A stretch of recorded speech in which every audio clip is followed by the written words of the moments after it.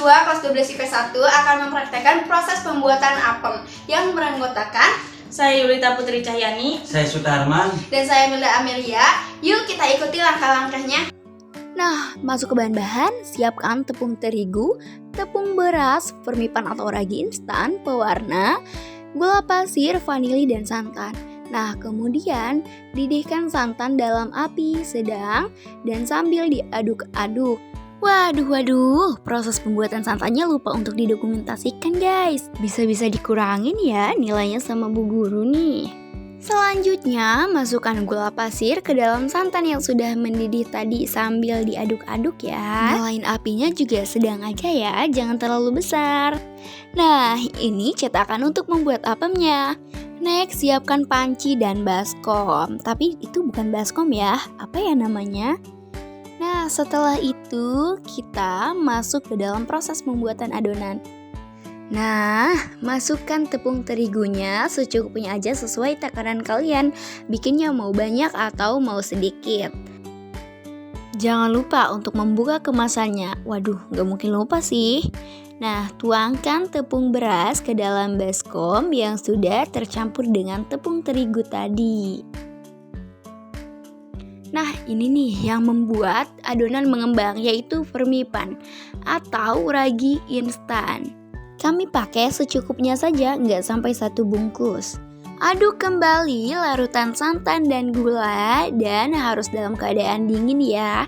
Tuangkan larutan tersebut ke dalam adonan ya. Lalu campurkan dengan adonan tadi, yaitu tepung beras dan tepung terigu yang sudah dimasukkan ke dalam baskom. Sekarang bagian aduk mengaduk.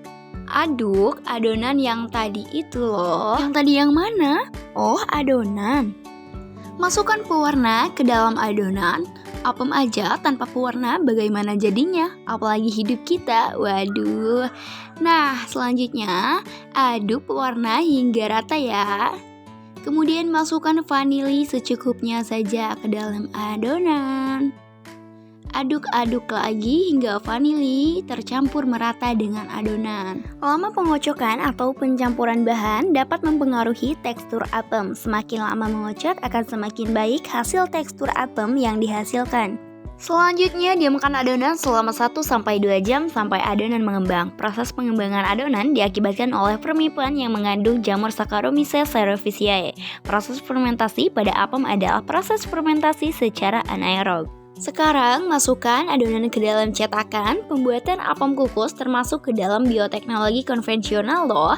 Apa sih bioteknologi konvensional itu?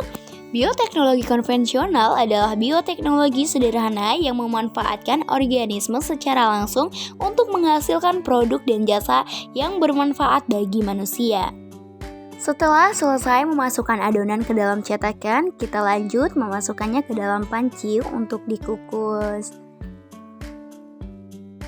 Setelah itu panci ditutup dengan tutupnya lah, lalu kukus selama kurang lebih 5 menit. Nah kan, sudah mencapai proses akhir nih. Kalau sudah mengembang dan dalamnya sudah matang, berarti itu siap untuk dikonsumsi. Kayaknya teman saya ini kelihatannya pengen cepat-cepat melahap ya, waduh. Nah, dan ini hasilnya. Gimana? Apa kalian mau cobain rasanya bagaimana? Sudah jelas dong, rasanya pasti enak karena yang bikinnya itu orang-orang manis. Nah, itulah tadi proses dari pembuatan apem kukus yang dilakukan oleh kami bertiga. Jadi, terima kasih telah menonton. Assalamualaikum warahmatullahi wabarakatuh. Bye-bye.